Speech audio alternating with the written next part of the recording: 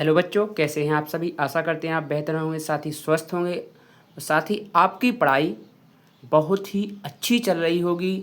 आप लगातार मेहनत कर रहे होंगे जवाहर नवोदय विद्यालय परीक्षा 2025 और 26 के लिए। तो जो नया सिलेबस है उसमें कौन से चैप्टर हटा दिए गए हैं, कौन से चैप्टर आपको पढ़ना है, कौन से चैप्टर नहीं पढ़ना है, किस सब्जेक्ट में कौन से चैप्टर हटाए गए हैं, क्योंकि आपके जो पेपर है वो 3 सब्जेक्ट से मिलके होता है। रीजनिंग, मेंटल एबिलिटी, इसे रीजनिंग भी बोल सकते हैं, मैथमेटिक्स और लैंग्वेज। लैंग्वेज में आपकी हिंदी भी हो सकती और इंग्लिश भी हो सकती। तो इस प्रकार हम इस वीडियो में आपको हम लोग बताने वाले हैं क्या कि सिलेबस में क्या हटाया गया है, क्या पढ़ना है, क्या नहीं पढ़ना है। आप पढ़ चुके हैं, अच्छी बात है, लेकिन अब जो हम प्रैक्टिस करेंगे उन्हीं चैप्टर की प्रैक्टिस करेंगे जो हमें अपडेटेड सिलेबस में बताया गया है, क्योंकि पेपर में वही आएगा तो आप बेहतर परफॉर्म कर पाएंगे। पेरेंट्स देख रहे हैं तो अंत तक वीडियो देखें जिससे आपके बच्चे को लाभ मिल सके, क्योंकि समय बहुत कम है, हमको बेहतर से बेहतर तैयारी करनी है। तो उन्हीं चैप्टर को तैयार करना है जो नवोदय विद्यालय समिति द्वारा बताए गए हैं। अब देखते हैं, सबसे पहले एग्जाम पैटर्न देखेंगे। एग्जाम पैटर्न में बात करें तो आपका एग्जाम पैटर्न होता है क्या, आपकी 40 क्वेश्चन रीजनिंग के आते हैं। कितने?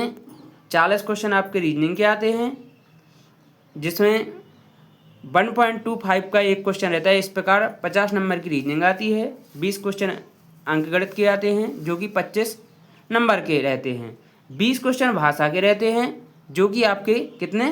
25 नंबर। इस प्रकार आपका कुल पूर्णांक होता है कितने का? 100 का। कितने का रहेगा? 100 का। अब देखते हैं किस चैप्टर में कौन कौन से सब्जेक्ट में किस चैप्टर को हमको पढ़ना है। सबसे पहले देखेंगे मानसिक योग्यता, मेंटल एबिलिटी। इसमें आप देखेंगे तो फर्स्ट चैप्टर आपको पढ़ना है असंगत को अलग करना, आकृति या चित्र का मिलान। इसके बाद आप देखेंगे पैटर्न को पूरा करना। 3 चैप्टर आप कंप्लीट कर चुके हैं। इसके बाद आप देखेंगे कौन कौन से? सादस्यता, कौन सी? सादस्यता, आकृति श्रृंखला पूर्ति, ज्यामिति आकृति पूर्ति, दर्पण प्रतिबिंब और पंच होल पैटर्न कंप्लीट करना। इसमें आपको ने मेंटल एबिलिटी। इसके बाद आपने 2 चैप्टर और कंप्लीट करना है जो कि स्थान दिश्यावलोकन और छिपी हुई आकृति या चित्र। इस प्रकार आपको 10 चैप्टर आपकी मेंटल एबिलिटी एवं मानसिक अभिरुचि में कंप्लीट करना है, ए सिलेबस के अनुसार हैं। इसके बाद आप देखते हैं सबसे बड़ा डाउट है किसमें? मैथमेटिक्स में। मैथमेटिक्स में काफ़ी चेंज इस बार हुआ है, उसको देखना है और उसके हिसाब से आपको अपनी तैयारी जारी रखना है। तो सबसे पहला चैप्टर है, किसी बुक में पहला हो सकता या सेकंड हो सकता, लेकिन मैं आपको बता देता हूँ, नंबर सिस्टम। बोथ मीडियम में लिखा गया है तो आप देख सकते हैं। पहला है नंबर सिस्टम, संख्या एवं संख्या पद्धति, 4 फंडामेंटल ऑपरेशन, बोर्ड मास के नियम को हमको कंप्लीट करेंगे, गुणनखंड या गुणज, दशमलव, उन पर आधारित मूलभूत संक्रियाएं, भिन्नों में दशमलव रूपांतर करना। इसके बाद एक है लंबाई, द्रव्यमान, क्षमता, समय, धन आदि, मापन, मीजरमेंट का भी चैप्टर आपको कंप्लीट करना होगा। इसमें से मैं आपको बताऊं, मैंने आपको ए कंप्लीट करवा दिया, संख्या पद्धति कंप्लीट करवा दी, 2 चैप्टर मैं आपको कंप्लीट करवा चुका हूं। इसके बाद तीसरा चैप्टर मैंने स्टार्ट किया था भिन्न। संख्या पद्धति में आपको पहले ही करवा चुका हूँ। इसके बाद संख्यात्मक सरलीकरण करेंगे आप, इसका चाहें तो आप स्क्रीनशॉट ले सकते हैं।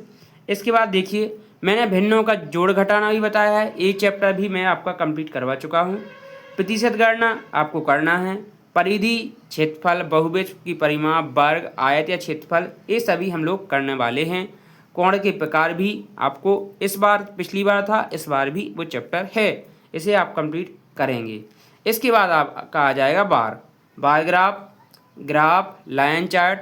इस प्रकार आपको सभी मैथ के चैप्टर कंप्लीट करनी है। आप चाहें तो इसका स्क्रीनशॉट ले सकते हैं, देखते हैं, आप स्क्रीनशॉट लीजिए। इसके बाद ए है मैथ के चैप्टर, इसका भी आप चाहें तो स्क्रीनशॉट ले सकते हैं। देखिए इतने चैप्टर आपको मैथ में कंप्लीट करना है। ये सभी चैप्टर आपको आपके पेपर में देखने को इनसे संबंधित क्वेश्चन देखने को मिल सकते हैं। अब देखते हैं हिंदी। हिंदी में कोई परिवर्तन नहीं किया है। हिंदी में आपके आएंगे हिंदी व्याकरण अपठित गद्यांश। इसमें केवल 4 आपके जो हैं 4 पैसेज आते हैं। 4 पैसेज के अंतर्गत प्रत्येक पैसेज से 5 क्वेश्चन पूछे जाते हैं। 4 पैसेज आएंगे आपके, प्रत्येक में से आपसे बात करें, प्रत्येक में से 5 क्वेश्चन आएंगे। तो 5 करके कितने हो गए आपके 20 क्वेश्चन आपके आएंगे, जिसका ओवरऑल होता है 25 नंबर का। इसमें आपको व्याकरण भी देखने को लेकिन क्वेश्चन के अंदर जो शब्द होगा उससे संबंधित आपको व्याकरण देखने को मिलेगी, अलग से कोई व्याकरण पूछी नहीं जाएगी।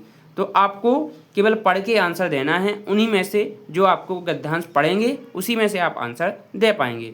आशा करते हैं सभी बच्चों को समझ आया होगा। पेरेंट्स देख रहे हैं तो आपको भी समझ आया होगा। साथ ही ज़्यादा से ज़्यादा साथियों के साथ शेयर जरूर करें। जय हिंद, जय भारत।